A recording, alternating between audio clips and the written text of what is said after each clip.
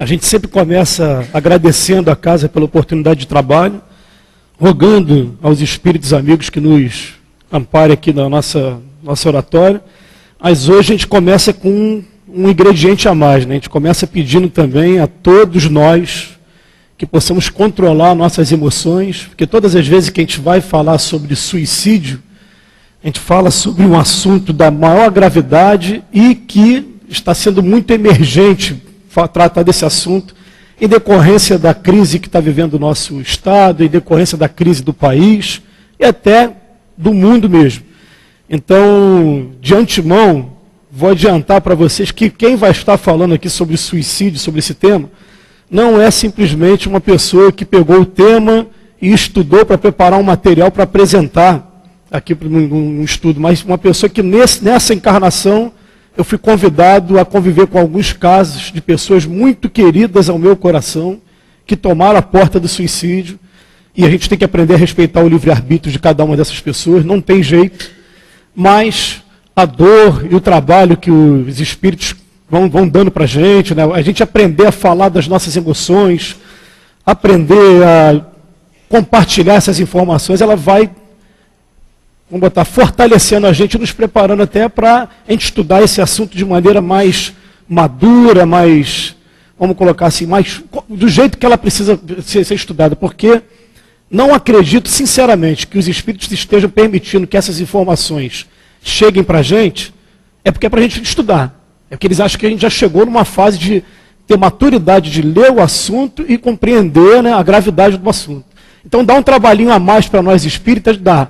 Vou estar falando do suicídio, das consequências do suicídio, mas também vou estar falando da maneira da gente ajudar os nossos companheiros, e até o objetivo dessa reunião, né, que é tratar dos desencarnados.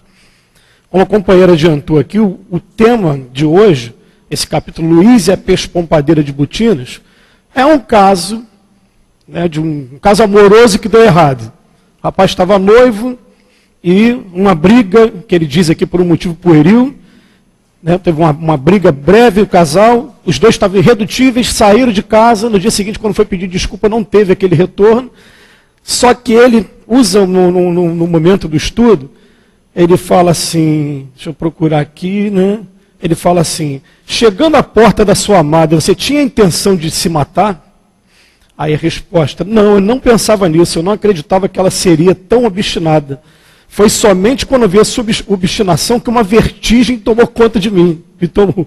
Então o que acontece? A maioria das pessoas vão contar casos de que, de repente, no momento de desespero, frações de segundos, uma vertigem toma conta de alguém e alguém vai lá e atenta contra a própria vida.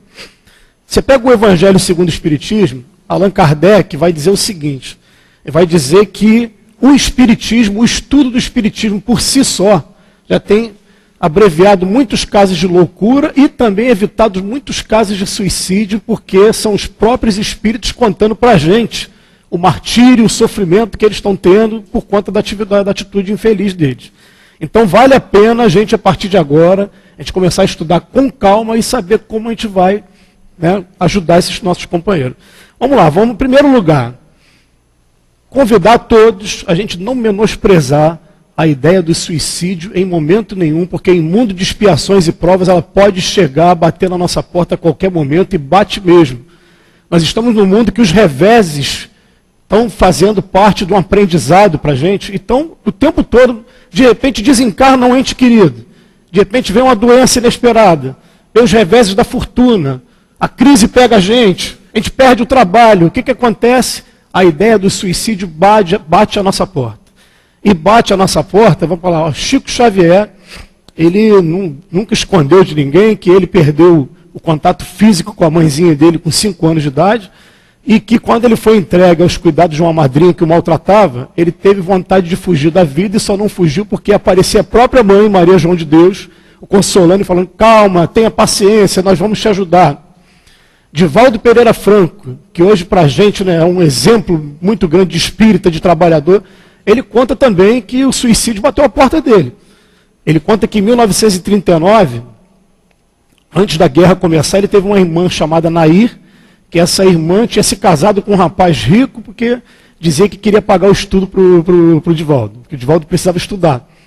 E quando ela descobriu um caso de infidelidade, bateu essa vertigem, que está aqui mesmo sendo relatado, também um caso amoroso, ela tirou a sua própria vida. E aí, Divaldo conta que recebeu um telegrama. Telegrama naquela época era muito caro, a gente lembra disso, né? Às vezes cada letra que você colocava no telegrama, né, o preço aumentava. E o telegrama foi simplesmente: Nair suicidou-se. Ele era o único que sabia ler dentro de casa. A mãe dele falou: lê para mim de novo, Nair suicidou-se. Uma semana depois, ela diz que a mãe foi na igreja católica pedir para o padre para celebrar uma missa em homenagem à sua filha, e que o padre disse que não podia celebrar aquela missa porque quem se suicidava ia direto para o inferno. Aí ela, na posição de mãe dela, o que ela fala? Ela fala: olha, se eu sou mãe, perdoo a minha filha, eu não acredito que Deus não vai perdoar a minha filha. Então, a partir de hoje, eu que não entro mais nessa igreja. E daqui a pouco a gente vai falar sobre isso, mas o padre não estava tão longe da razão, não. Isso, na verdade, muitos membros da Igreja Católica foram intuídos, foram inspirados em desdobramento, foram até algumas regiões e viram o sofrimento, por isso diziam que ia para o inferno. É só a gente desvincular a ideia de eternidade para esse nome inferno, porque realmente o sofrimento é muito grande. Mas aí Divaldo diz que em 1945, quando a guerra tinha acabado, ele foi mandado embora do emprego, e ele, muito envergonhado, porque ele era o único que sustentava a sua casa. E no meio do caminho, os espíritos, ele não ainda tinha conhecimento da sua mediunidade, não estudava, não se dedicava ainda.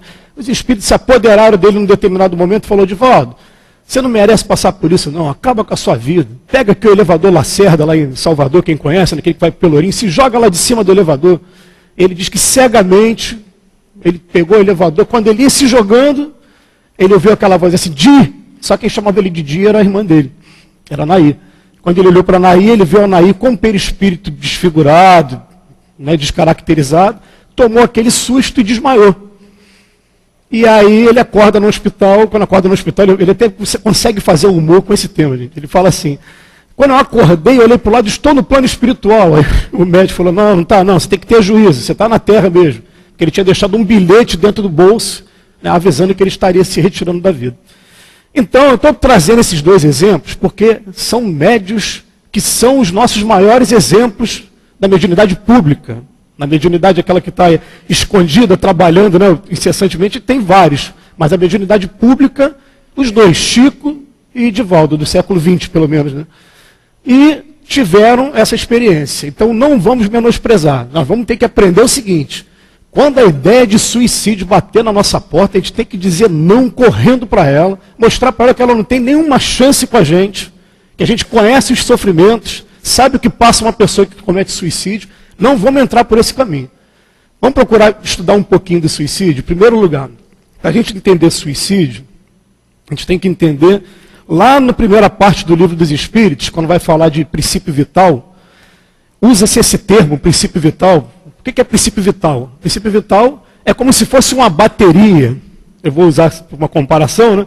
Que esse nosso corpo físico ele tem um prazo de validade quando a gente vai reencarnar. Quem já leu o livro Missionários da Luz, André Luiz explica bem como é que funciona esse processo lá no livro. Dá uma conferida depois lá. O que acontece? Espírito é imortal, nós somos imortais. Mas esse corpo aqui não, ele tem um prazo de validade. E a gente recebe uma quantidade de princípio vital, cada um aqui. A quantidade de princípio vital, diz lá no Livro dos Espíritos, não é a mesma para cada um, e até a qualidade de uma para outra não é a mesma. Tem gente que recebe princípio vital para encarnar durante 40 anos só, outro recebe durante 50, outro vai até 80, cada um recebe uma quantidade diferente. Eu, para fazer essa comparação, né, na nossa casa, até boto, imagina um galão de oxigênio aqui nas nossas costas, né, que seja a quantidade de princípio vital. Os Espíritos explicam para a gente que, quando você abrevia a sua vida, intencionalmente, você tem a intenção de fazer aquilo e faz, ou até mesmo nos casos que você não tem essa intenção, né, como é o caso do suicídio indireto, mas os nossos vícios, a gente não consegue frear, não consegue dar conta de algumas coisas que estão acontecendo com a gente, e propositadamente também a gente proporciona ao nosso corpo físico aquele sofrimento. O que acontece?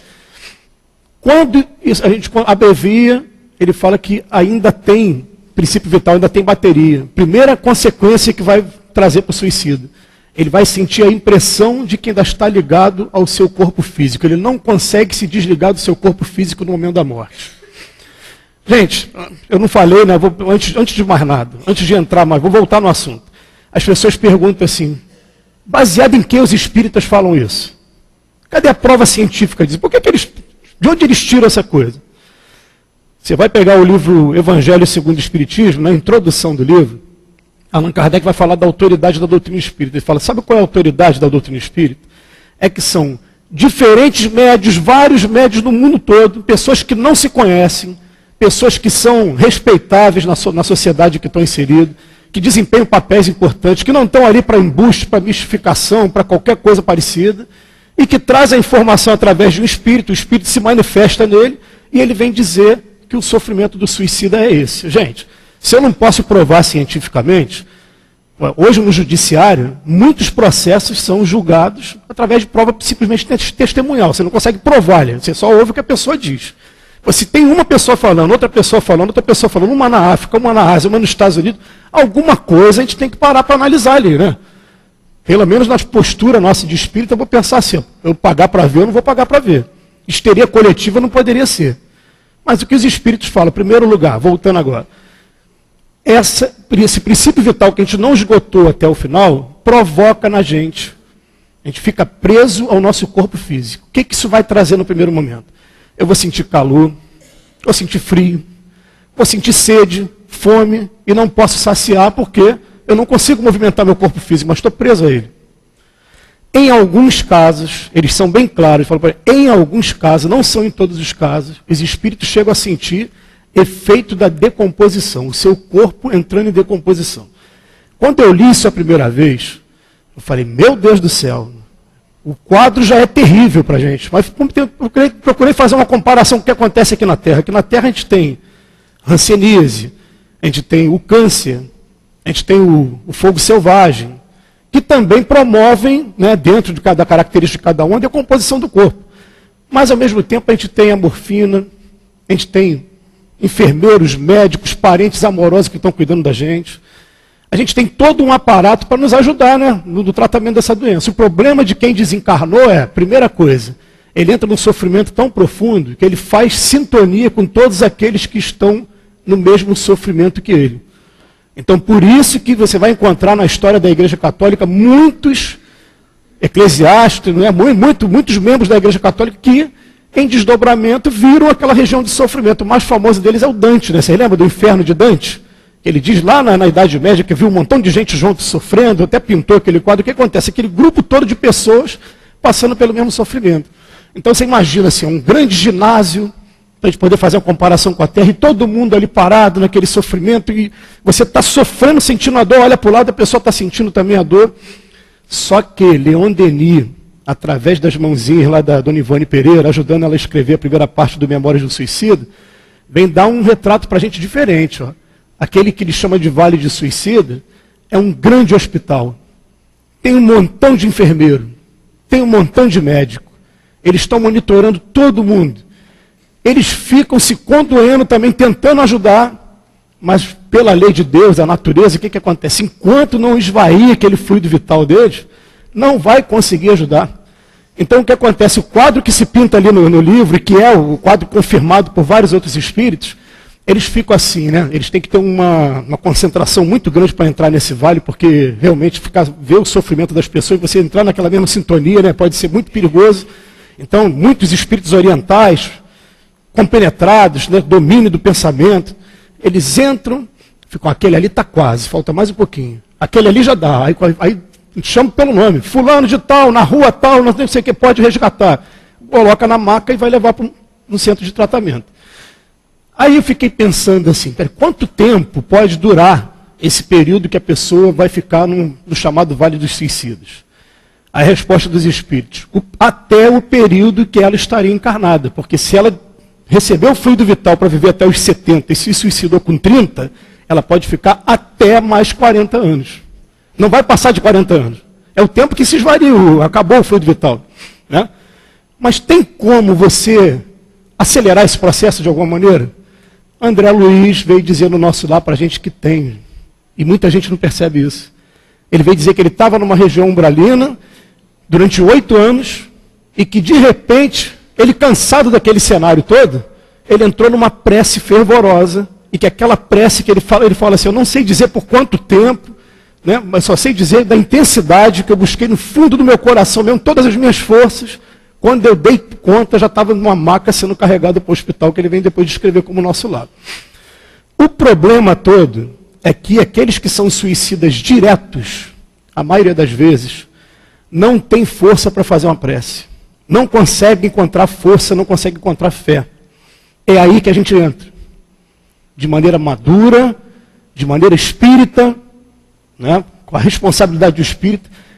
Vou contar para vocês aqui o meu caso, né, que eu contei da última vez, e vou contar sempre, porque acho que de repente se ajudou a mim, pode ajudar mais gente. Meu caso aconteceu na minha família, em um sábado, uma pessoa fugiu, uma pessoa que está entre as 5 que eu mais amo, continuo amando, né, tomou esse caminho do suicídio. Aí parece que eu fiquei anestesiado, porque sábado, domingo, segunda, terça e quarta eu estava fazendo tudo, eu estava vendo enterro, correndo atrás de um monte de coisa.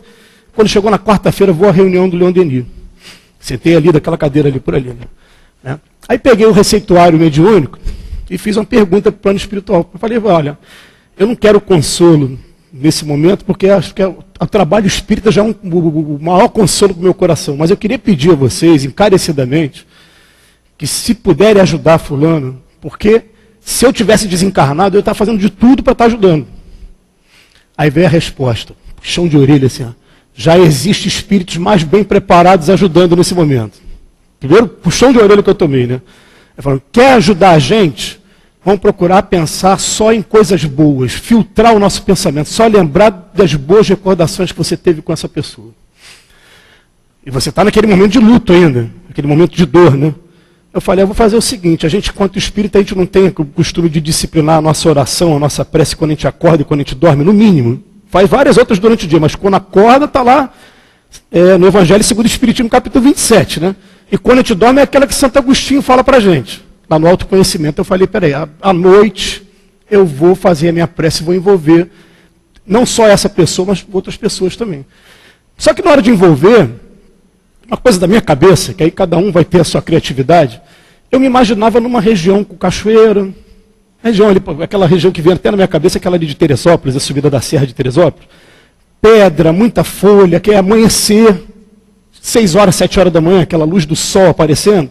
Eu me imaginava sentado na pedra com essa pessoa, conversando, e falando para ela o seguinte, falou, tem coisa que só você pode fazer por você. Ninguém pode fazer por você. É você que tem que buscar força dentro de você para usar o recurso da oração. É você que tem que dar um jeito de pedir perdão pelo que você fez.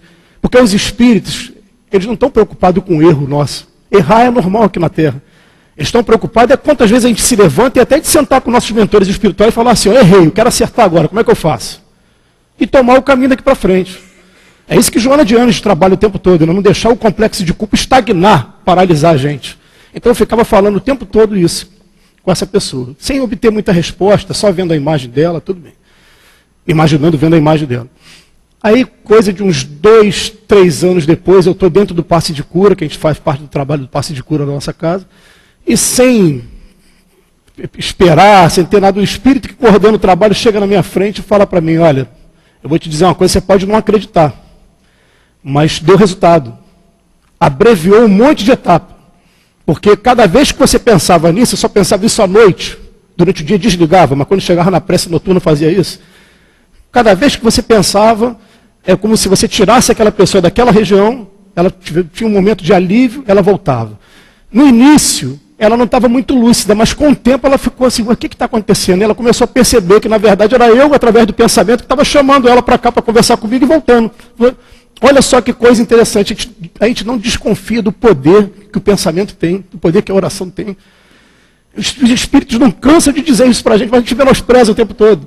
Foi só a prece que eu estava fazendo, já fez com que ela tivesse momentos de lucidez, e a partir dali começasse um tratamento, que vai ser um tratamento longo, vai ter um tratamento que todo espírito que passa pelo suicídio, ele vai ter. Porque para que serve isso? A pessoa sente aquilo tudo para quê? Para aprender, deixar gravado no perispírito dela que ela não pode fugir da vida dessa maneira. A gente precisa muito da reencarnação. Né? O que a gente estuda na doutrina espírita? A gente estuda que nós somos espíritos imortais, tudo bem. Mas do outro lado da vida, a gente pode ficar igual a Carolina, vendo a banda passar, sem fazer nada, né? A gente precisa encarnar e daqui tira a gente dali, bota a gente aqui no corpo físico, aqui a gente vai sentir sede, fome, calor, vai ter que trabalhar, vai ter que usar a nossa inteligência. Aqui a gente progride. E vai disciplinar cada uma das nossas virtudes, cada uma das qualidades. Né? A gente precisa da reencarnação. Então esse sofrimento é para mostrar para a gente, não foge. Não foge, isso é uma violação à lei de Deus e também faz muito mal a você mesmo. Mas só que o sofrimento não termina aí não, gente. Ela foi levada para uma coluna espiritual para iniciar o seu tratamento. E a segunda parte do sofrimento é que os espíritas, quando chegam lá, descobrem que onde eles se lesionaram, eles marcaram também o perispírito deles. Para quem não conhece a doutrina espírita, o perispírito para a gente, vamos dizer, é como se fosse o corpo espiritual. Né?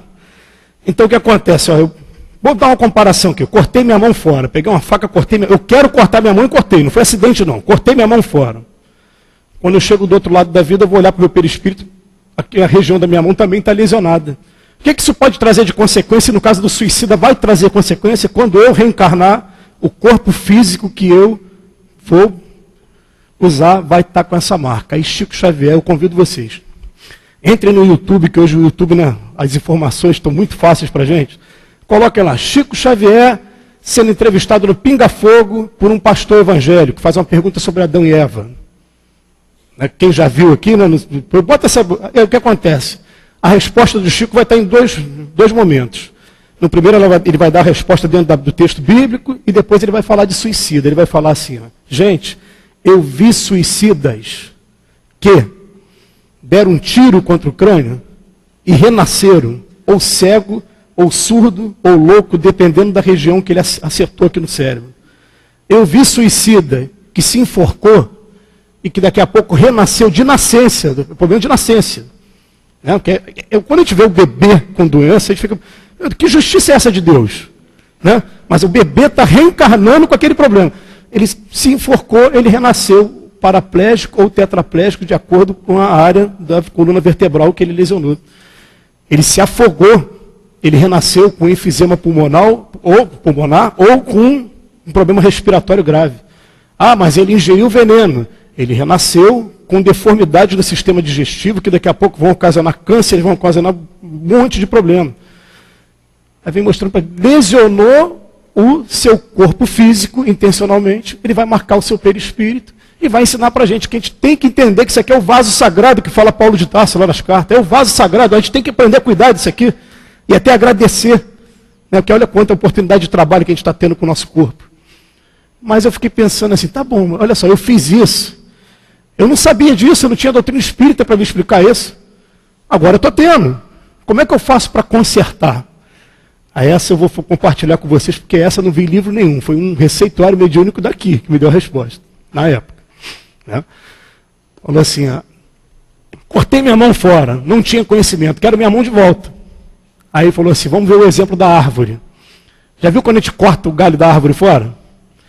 O que acontece? Ela primeiro vai nascendo um galinho pequenininho no meio, daqui a pouco aquele galho vai tomando corpo de novo, e daqui a um tempo você nem desconfia que um dia você cortou o galho, que ela parece que se voltou, curou. Aí ele botou na mensagem no final assim, ó, mas a árvore está servindo, a árvore está apontando para frente, não está se lamentando, não está reclamando. Que quando a gente reclama, quando a gente se fecha para tudo, o que acontece? A gente não está cuidando da gente, né? Está agravando mais a situação. Eu fico emocionado, gente, de dizer para vocês que meu pai passou por um processo aí, um problema de saúde, que ele ficou 10 meses na cama, e durante esses 10 meses teve um dia dos pais que eu fui botar no Facebook uma foto minha com ele no leito do hospital. E aí, gente que eu nunca ouvi falar, que eu não conhecia, começou a me mandar convite pelo Facebook. Quando eu aceitei, eu descobri que tinham pessoas que eram cadeirantes, pessoas que não podiam sair da cama, como não podem sair para fazer um trabalho assistencial, eles ficam do Facebook mandando mensagem, ó, que Deus te console, meu filho, tenha força. Olha só, a pessoa travada na cama, mas está trabalhando, está servindo. E Chico Xavier fazia muito isso, né? Ele fazia, quando vinha uma enfermidade para ele, o que ele fazia? Agora eu quero aprender a continuar servindo, adaptado a essa enfermidade, me ajuda. E continuava servindo. Não vou poder mais ir ao centro espírita toda hora, mas vou poder uma vez, 2 vezes, e continuar trabalhando. A gente não tem que reclamar. Apareceu o problema, vamos resolver o problema. Apareceu um câncer na gente, o baque todo mundo tem. Se vier em mim, eu vou sentir também o baque. Mas logo em seguida eu vou pensar assim, peraí, o câncer é uma doença que está no meu perispírito. Se eu desistir dela, eu desencarno, o perispírito continua doente. O que é melhor? Eu tratar do câncer agora com toda a força e cuidar do meu perispírito também, ou me entregar? Né? O que os oncologistas, na maioria das vezes, falam com a gente? Qual o teu projeto de vida aí? Eu quero ver minha filha fazer 15 anos, eu quero me formar. Você tem? Beleza, cuida do teu projeto que eu vou cuidar da tua doença. Agora, quando a pessoa se entrega, fala que não tem mais nada, o que acontece? Começa a descer ladeira e daqui a pouco fatalmente acaba desencarnando. Então, gente, olha só. Olha as duas consequências do suicídio, que já são suficientes para quem está aqui ouvindo, falar assim, pode chegar, até a mim chega, mas não vai encontrar chance nenhuma, não vai encontrar eco nenhum, porque eu já estou aprendendo hoje que por pior que seja a situação que eu estou passando aqui na Terra, é melhor eu passar por ela, é melhor às vezes tomar coragem de dar uma volta por cima. Vou ter que sair do trabalho, eu vou sair da cidade, eu vou até sair do casamento também. Porque tem vezes gente que se suicida por causa do casamento. Não faça isso, não faça isso. É melhor você passar por aquela situação do que você complicar muito mais. Porque 3 decepções que o suicida tem. Ele pensa que a vida vai acabar. A vida não acaba. E é imediato, ele não tem nem um segundo ali de respiração, né? Como se estivesse dormindo, não. É como se fosse ao minuto seguinte ele já está lúcido. Né? Não acabou. Ele pensou que resolveu o problema porque ele se suicidou para fugir do problema, ele arrumou mais um, e esse é mais complicado. Né? E terceiro, que é o pior, gente, ele faz sofrer somente as pessoas que o amam mesmo de verdade. Porque quem não ama, não está nem aí para você. Quem é que vai sofrer, que vai ter uma vida assim, que vai modificar totalmente? É o teu filho, é a tua mãe, é aquela pessoa que te ama mesmo. A vida dela não vai ser a mesma nunca mais. Até mesmo sendo espírita, porque a gente pode ter essa lucidez, maturidade para estudar esse assunto, mas a gente ama, a gente chora. A gente tem que chorar. Não, nós somos humanos. Tem que ter isso. Mas aí a gente descobre o poder que a gente pode ter, né, através da oração e até o trabalho também, uma homenagem que a gente pode estar fazendo para esses espíritos. Então você vai pegar aqui o livro dos espíritos, ele vai dizer para a gente assim, de onde provém o desgosto da vida? Pode ser efeito de ociosidade, não ter nada o que fazer, né? Mente vazia, oficina do obsessor. Calma. Eu sei que vocês pensaram aí, né? Falta de fé, esse é o principal, a falta de fé. E, frequentemente, saciedade. Veja os exemplos, Suécia, Suíça, os países que têm o maior número de suicídios. Saciedade, tem tudo. É o ouro de tolo que o Raul Seixas falava, né? Eu já consegui tudo e agora? Para onde que eu vou? Já tem tudo. Já... Tem 3 causas de suicídio. Aí vamos voltar para cá, para o texto. Ele vem falar, né, lembrando de novo, do noivado que deu errado e o rapaz, ele simplesmente, meio que para impressionar também, no momento de briga, muitos casos acontecem dessa maneira. Casos, infelizmente, que a gente está vendo aí de excelentes profissionais no Corpo de Bombeiro, na Polícia Militar, eu falo isso, me dá um sofrimento, me dá uma coisa. Polícia Civil, funcionários públicos que não receberam o pagamento, não receberam o 13º, tomaram esse caminho aí do suicídio agora. Né? Um momento de falta de lucidez, de repente. E vamos lembrar aqui, né? Caso de suicídio, eu estou falando do caso que acontece com todo mundo. É que com todo mundo vai ter esse período de perturbação, nem todos, como eu falei, vão sentir o efeito da decomposição, não, mas vai ter esse período de perturbação e vai ter essa marca no perispírito. Todo mundo, não tem como correr disso. Mas tem coisas que são particulares, cada um vai ter um efeito diferente. Eu me lembro aqui de um livro, deixa eu ver, Instantes da Vida, Humberto de Campos. Ele diz que ele encontrou Marilyn Monroe, aquela atriz mesmo, foi casada com o presidente da República dos Estados Unidos, em um cemitério em Nova York. Aí começa a conversar com ela. Aí tem um determinado momento da conversa que ele vira para ela e fala assim, mas vem cá, mas você para uma pessoa que se suicidou, você está bem, né?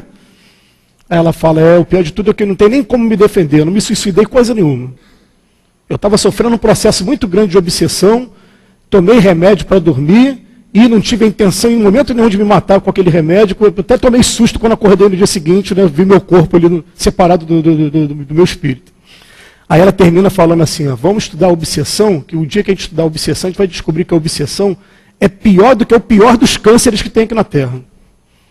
Aí olha a importância da casa espírita, olha a importância da gente ler essa página aqui e Helena de Fátima, divino encontro aqui das casas espíritas no domingo também, para poder compartilhar essas informações, vou aproveitar e fazer a divulgação. Venham, é isso, olha a importância de trabalhos como esse. Porque, gente, a obsessão, antes de entrar nesse ponto aqui, não diz aqui, não está aparecendo nesse caso aqui, que seja um caso de obsessão, não.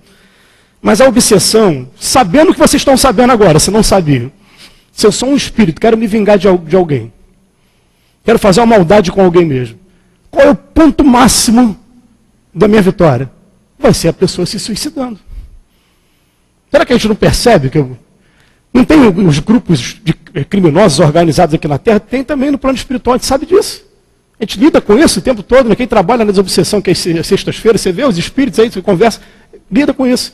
Qual é o ponto máximo? Então eles começam assim, é sutil o negócio. Primeira coisa, vamos tentar tornar essa pessoa insuportável. Vamos tentar mexer com o humor dela, para ela não se relacionar com ninguém, deixa ela sozinha, deixa ela isolada, as pessoas, a amizade se afasta, fica complicado na família, que a pessoa vai se isolando, aí entra a ociosidade, né? Mente vazia, pode entrar também na falta de fé, os dois objetivos. Se tiver alguma mediunidadezinha também que não foi trabalhada, aí o ingrediente fica bombástico. Aí sim, aí vamos começar a atacar. A pessoa começa a ouvir vozes, começa a ouvir alguma coisa, e vai tomando esse caminho. É um caminho que é complicado, gente, porque olha só, quando a gente vê uma pessoa doente na cama, a gente tem uma tendência a desenvolver uma ternura no coração, né? Tentar ajudar aquela pessoa, né? Até se entender como é que é o lugar dela. Mas quando tiver uma pessoa obsediada, aquela pessoa que é complicada, que está arrumando problema, brigando com os outros, a gente não vê desse jeito. O lado moral a gente não consegue ver. Os espíritos falam para a gente assim, ó, você está no teu trabalho, aquela pessoa é complicada, aí você olha, fulano é antipático, eu vou nem chegar perto. Se tivesse mediunidade de evidência, você vê uns 3, 4 companheiros do lado dela ali, atazanando, você fala, coitada dela. A gente não consegue perceber esse tipo de coisa, né? E por isso que te chama o tempo todo, vem para a casa espírita, porque aqui na casa espírita a gente está educando o nosso espírito, através da educação, está cuidando do perispírito através da fluidoterapia, quando tiver o passe aqui, e está cuidando também, né, do corpo físico, a gente vai cuidar através da medicina mesmo. Mas eu estava mostrando ainda há pouco aqui na livraria, um livro chamado Conflitos Existenciais, da Joana de Ângelo, para um amigo que não é espírita, ele não conhece o doutrina espírita direito. E estava mostrando lá o que a raiva faz com o nosso corpo, o que a preguiça faz com o nosso corpo, a ansiedade faz com o nosso corpo. A gente está aqui aprendendo a cuidar dos 3. Aí vamos pegar aqui alguns detalhes do texto, né? Porque ela leu o texto, mas depois vem umas perguntas. Foi feita pergunta para o espírito de São Luís. Aí vem assim, ó, a jovem, causa involuntária da morte do seu noivo, tem a responsabilidade desse fato? Eles respondem assim, sim, porque ela não o amava mais. E tem um momento que também, ele mesmo diz também, que tolo fui eu, tirei minha vida para uma mulher que não pensava nem em mim, nem me amava. E a gente cansa de ouvir os espíritos falando para a gente, ó, nós somos responsáveis pelo pensamento que a gente desperta no nosso companheiro. Pelos sentimentos que a gente joga para o nosso companheiro também. A gente tomar muito cuidado, principalmente nessa coisa do campo amoroso. Muito cuidado. A gente sabe que a gente ainda erra muito nesse campo. Às vezes a gente erra sem estar percebendo que está errando, a gente tem que tomar um cuidado muito mais, principalmente no trabalho aqui da casa, no trabalho espírita, é cobrado, né, com mais disciplina, a gente está observando esse ponto. Por quê? Aqui vem dizendo que ela não amava o rapaz, não tinha essa afeição pelo rapaz, começou a namorar por namorar, e na primeira oportunidade que teve, é ele que diz, deixa eu pegar aqui. No início ela pensou que sim, que me amava, ela se iludia. Mas a cena lhe fez abrir os olhos, então ficou contente com o pretexto para se livrar de mim. Né? Aí depois ele fala aqui, pareceis lamentar o vosso suicídio apenas porque Vitorine não merecia. É o único sentimento que experimentais? Ele fala, não, nesse momento sim, mas eu ainda estou muito perturbado. Eu pareço que estou junto à porta, mas sinto uma outra coisa que eu não posso definir. Olha, é muito comum a gente ver os espíritas que se suicidaram, espíritos que se suicidaram, eles falando assim, eu fiquei durante um tempo parecendo rever aquela cena que foi a cena fatal. Por exemplo, eu me joguei na frente de um carro, ele parece que ele vê como se fosse vou usar quem tem mais de 40 vai saber o que eu estou falando, disco arranhado. Né, o disco fica revendo a mesma cena, tenta imaginar um looping, vamos usar a linguagem mais atual, looping, está repetindo aquilo tudo. Eu falei, que looping é esse? Aliás, quem lê o livro Memórias de Suicida vai ver que o Camilo Castelo Branco, ele fala lá que tem um momento que eles até brincam com isso. Ele parece que fica pensando a mesma coisa, ele fala, para! Aí um olha para o outro e ri, né, num momento de descontração lá dos espíritos. Mas por que isso acontece? Isso acontece como meio de defesa mesmo, que o sofrimento é tão grande, que o cérebro cria esse loop para ele falar, ao invés de ficar vendo essa cena de sofrimento o tempo todo, vamos ficar revendo a cena o tempo todo para ficar bem. Você não entrar de novo nesse caminho, não faz isso, que isso aqui vai trazer um problema grave. Gente, desculpa se eu estou sendo insistente, né? Esse tema não tem muito como a gente desviar do foco, né? A gente acaba falando muito direto. Mas os espíritos falam assim que o maior sofrimento que tiveram em sua existência espiritual é maior sofrimento, principalmente aqueles espíritos que são reincidentes, que se suicidaram uma vez, depois outra vez, igual a Ivone Pereira fala que ela foi. Não? Igual já me disseram também, que na verdade o que aconteceu comigo nessa encarnação estava sendo eu resgatando o que eu fiz outras pessoas passarem nas encarnações lá atrás, quando eu também me suicidei.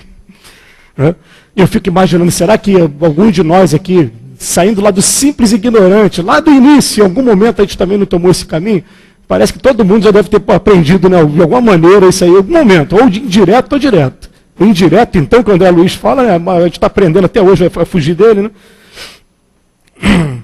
Aí ele bota aqui, que ele ainda está em estado de perturbação, recebeu essa lucidez só para poder dar as mensagens, né? Aí vem... Disseste que sofreis o castigo. Que castigo sofreis? Eu errei ao abreviar a minha vida. Eu não devia tê-lo feito. Devia suportar tudo a ter que morrer antes do tempo. E, portanto, sou infeliz. Sofro. É sempre ela que me faz sofrer. Parece-me estar ainda lá na sua porta, a ingrata. Ó, ele está vendo a cena na porta ainda. Né? Tá nesse... Não me faleis mais dela. Não quero mais pensar no assunto. Isso me faz muito mal. Adeus. E se retira. Um último ponto para a gente trabalhar, a gente entender, vem a mensagem aqui final de Allan Kardec. Ele fala assim, ó, vê-se ainda nesse caso uma nova prova da justiça distributiva que regula a punição dos culpados segundo o grau da responsabilidade. Porque a primeira falta pertence à jovem que alimentou em Luiz um amor que ela não compartilhava. Cada um vai responder, vai ter o seu grau de responsabilidade no nível até onde se comprometeu. Mas a primeira falta é da menina. E quando a gente estuda o Evangelho segundo o Espiritismo, capítulo 8, você vai pegar aquela última parte lá, bem-aventurados os que têm fechado os olhos. Última parte do capítulo 8. Tem uma hora que aparece, vamos lembrar aqui como é que é, né? Aparece uma pessoa cega na mesa, na mesa de Allan Kardec. Estava Allan Kardec com os médios, vem uma pessoa cega para receber uma mensagem ou então a cura. Aí o Espírito fala assim, não, a gente não vai dar cura, porque a cura quem dá é Deus, né? A gente sabe disso, né? Quem estuda cura aqui, né? Vai, não peques mais para que nada de pior não te aconteça, tua fé te salvou, a cura é individual, não é? Até nem Jesus conseguia dar a cura quando a pessoa não reunia condições. Aí depois ele vem explicar para a gente assim, olha, tem 3 motivos para uma pessoa nascer cega. Primeira, seus olhos foram motivo de sua queda. Gente, está claramente ligado ao suicídio. Ó. Motivo da minha queda? Será que alguma coisa eu não fiz na hora de me suicidar? Ou então marquei o meu perispírito? Não. Aí o segundo, motivo da queda de outrem. E isso a gente precisa guardar muito bem. Só tem uma diferença para o suicídio. Quem deu essa resposta para a gente foi o Dr. Erma. Porque no suicídio, a grande maioria dos casos, a pessoa resgata imediatamente. Na encarnação seguinte, ela traz a enfermidade, a marca que ela promoveu no corpo dela. Quando de outra, queda de outra, por exemplo, eu puxei uma arma de fogo aqui e dei um tiro em alguém. Eu vou promover uma hemorragia na pessoa, posso até fazer a pessoa desencarnar, mas vou estar marcando meu perispírito também. Se a gente tivesse noção disso, a gente parava de ficar vendo esses filmes de bang-bang na televisão. Está vendo um montão de gente ele dando tiro, marcando o próprio perispírito, trazendo problema para ele mesmo. Tá? Só que ele fala para a gente que ali, não imediatamente, necessariamente, você vai na encarnação seguinte trazer aquele problema, é quando estiver preparado para resgatar. Então a gente tem espíritos aí, como o Jesus Gonçalves, por exemplo, ele diz que ele renasceu 2, 3, 4 vezes no ambiente de guerra, matando um monte de gente, e veio tranquilo. Depois começou a vir com lepra, várias encarnações, resgatando o que ele tinha feito anteriormente com as pessoas. Então não é imediatamente. Mas o terceiro, que é o que interessa para cá, para a gente pegar o estudo aqui. Complexo de culpa. Quando eu impus trabalhos pesados para a pessoa, quando eu de alguma maneira fui motivo da pessoa ser cega. E aí o que vai acontecer com essa menina? Essa menina vai chegar no plano espiritual, vai ver o estado que o rapaz se encontra. Não adianta que a consciência vai acusar mesmo, a nossa consciência vai acusar. E quando ela olhar para aquilo, o que acontece? muito provavelmente ela vai estar imprimindo no perispírito também a marca do que ela fez, o rapaz, que aqui no caso foi uma faca aí faca de sapateiro que ela colocou no próprio corpo. Gente, são informações, mais uma vez. Esses espíritas viajam muito. De onde eles tiram isso? São várias mensagens que a gente vai recebendo, vai comparando uma com a outra. Quem participa desses trabalhos de desobsessão, né, está confirmando o tempo todo. Eles vão falando isso para a gente. É para a gente começar a pensar daqui para frente. Por que será que Jesus fala para a gente, né? Amar o próximo como a si mesmo. Vamos procurar valorizar a vida. Vamos procurar de todas as maneiras. Pode ser a limitação que a gente tenha que ter. Não, vamos procurar servir. Vamos procurar nossa energia, né, em exercício. E é tão bonito quando a gente vê pessoas, né, que a gente olha assim, caramba, aquela pessoa tinha tudo para ficar em casa, não, mas ela está o tempo todo trabalhando, o tempo todo buscando trabalho. Aliás, tem um jargão na doutrina espírita que fala assim, você quer ver um serviço realizado? Chama aquele que quase não tem tempo para fazer nada. Porque você vai chamar ele vai arrumar um jeito de adaptar o tempo dele, vai lá e vai cumprir bem o negócio. Né? Que é melhor do que a gente deixar a nossa mente parada. E Divaldo Pereira Franco fala para a gente, né? O dia que a gente aprender a ser solidário, a gente jamais vai ficar solitário. Jamais vai deixar vaga aberta para essas ideias de suicídio, essas ideias que vêm na nossa cabeça. Vou dizer jamais. Eu conheço presidente de casa espírita que no momento de crise apareceu o espírito lá querendo incentivar ele para o suicídio. Só que por causa do conhecimento que ele tem, do estudo, ele falou, isso aí você pode passar longe de mim. Eu posso ter depressão, entrar por esse caminho, mas eu não vou entrar mesmo. E aí o que acontece? Os espíritos, quando não conseguem, se retiram. Mas diz lá no livro dos espíritos, você lembra? Mas fica igual um gato à espreita do rato. Se a gente titubear um pouquinho, eles vêm de novo com a ideia para cima da gente. Não tem um momento lá que fala isso? Então a gente vou me guardar a partir de agora, falando, vale a pena a gente estar fazendo reuniões, participando de prece para desencarnado, prece para os suicidas, aliás. Prece para desencarnar, toda casa faz. Prece para suicida, eu me lembro que a casa da Helena de Fátima, que a Daniel Cristóvão faz. Fraternidade Oficina do Amor, lá em Nova Iguaçu, da MAG, Quintela, faz. Tem algumas casas que fazem essa reunião. É uma reunião que eles dizem que é como se fosse faróis mesmo, luz, que chegam de repente, eles não sabem muito, estão naquele sofrimento, olha aquilo, e aquilo traz um determinado alívio, e ali muita gente é socorrida. Vale a pena a gente estar fazendo. Né? E ele fala que essa menina, provavelmente, ela pode ter se comprometido também. Diz aqui que a responsabilidade dela é maior. Agora, tá bom, mas é lei de causa e efeito. O que pode acontecer? Qual é a melhor maneira da gente aprender? A gente brinca com o sentimento dos outros, daqui a pouco vem alguém e brinca com o nosso sentimento, né? Aí quando dói na gente, fala, caramba, doeu em mim. Dói muito quando eu brinco com o sentimento. Eu aprendo ou não, que daqui para frente eu não tenho que brincar mais com o sentimento dos outros. Se não aprendeu, vai continuar, desde causa e efeito, vai continuar colocando a gente, porque é educativo. Tudo que acontece com a gente é para o nosso bem, é para o nosso progresso. Então, fica aí uma reflexão muito boa. Olha, no livro O Céu e o Inferno, você não vai encontrar só esse caso, você vai encontrar outros casos, cada um mostrando um grau de responsabilidade maior do que o outro, né, trazendo problemas maiores. Mas esse caso aqui, que parece ser um caso mais simples, ele tem até uma frase que ele usa aqui, que também vale a pena a gente... Eu acabei deixando o meu livro em casa, então, aí o meu livro está todo marcado, né? Olha só, no número 5, o suicídio de Luiz encontra uma desculpa na loucura em que a posição obstinada de Vitorine o mergulhou. Aí a resposta do Espírito São Luís, sim, porque o seu suicídio, que provém do amor, é menos criminoso aos olhos de Deus do que o suicídio do homem que quer se libertar da vida por motivo de covardia. Olha bem, né? Quem já leu o livro Memórias de um Suicida, por que Camilo Castelo Branco era cego? Porque ele era apaixonado por uma mulher. Quando descobriu que a mulher era casada, o que ele fez? Ele procurou de todas as maneiras perseguir aquele rapaz. Ele foi trabalhar na Inquisição local, conseguiu uma maneira de incriminar o rapaz e cegou o rapaz enquanto ele estava... Olha, ele fez com o rapaz e por isso no perispírito ficou marcada a cegueira dele. Lei de causa e efeito. Fez com os outros, acabou sofrendo da mesma maneira também. A lei de Talião, né, que aconteceu com ele. Então, vamos pensar daqui para frente. O amor é o melhor caminho. É a melhor maneira da gente encontrar agora, não. É o nosso rumo certo. Vamos chegar aqui na casa espírita agora, vamos ver o Quem é a direção da casa? Aonde eu posso me enquadrar? Qual o trabalho que eu posso fazer? Porque o espírita do século XXI não pode se limitar só a ficar vindo para a casa espírita assistir palestra, gente. Não pode. Tem que começar a arregaçar a manga. Onde eu posso ajudar? Eu posso ajudar na água, eu posso ajudar na página, vamos fazer o trabalho de visita, vamos trabalhar. Não pode ficar só assistindo reunião pública, não pode. A reunião pública ela serve para fortalecer a gente, educar o espírito, para a gente começar a botar a mão na massa. Ah, mas eu não tenho tempo. Ah, tem o óbolo da viúva, né? Tem uma companheira nossa lá que tem uma filha especial. Ela consegue encontrar tempo de ir na casa espírita 1 ou 2 vezes por mês. Quando for botar no óbolo da viúva, a balança dela vai pesar mais do que as nossas horas aí, porque ela, né, não é para a gente abandonar o nosso trabalho. É carrega a tua cruz e segue-me. Trabalhadores da última hora, o que é que os espíritos falam para a gente? Chegou a hora da gente abandonar nossas ocupações fúteis para se dedicar à propagação da doutrina e ao trabalho na caridade. Não está pedindo para largar em momento nenhum trabalho que seja essencial.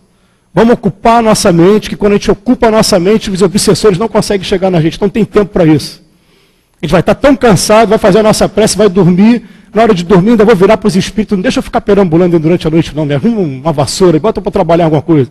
Daqui a pouco eu acordo no dia seguinte e começo a tomar minha jornada de novo, mas ideia de suicídio jamais, não vamos deixar a ideia de suicídio bater na nossa cabeça de jeito nenhum. Apareceu na nossa frente, a gente manda embora. Me desculpe aí a empolgação, mas que Jesus nos abençoe agora e sempre. Eu termino pegando uma mensagem de Jesus Gonçalves, que ele fala assim: quem do Evangelho aprender sua real substância, não poderá nunca mais viver nas sombras da ignorância. É lei de amor e justiça que vem de fonte divina. Combate o orgulho e a cobiça na mais perfeita doutrina. Páginas vivas de luz são magistral monumento, não são das mãos de Jesus, são do seu pensamento. Não tem mistério encoberto que muitos lhe querem dar. O ensino é claro e bem certo, que todos saibam amar. E dessa lei luminosa, canto de amor e bondade, desponta a flor mais mimosa, a lirial caridade. Nos fala o Mestre Divino dos mundos, da evolução, nos esclarece o destino nas leis da reencarnação. Bendito todo que seja essa torrente de luz. E digo, bendito seja o Santo Mestre Jesus. Cumpra o Evangelho ensinar com lealdade e clareza, sem confundir ou deturpar a sua sublime pureza. Porque quem do Evangelho aprender a sua real substância não poderá nunca mais viver nas sombras da ignorância. Que Jesus nos abençoe agora e sempre.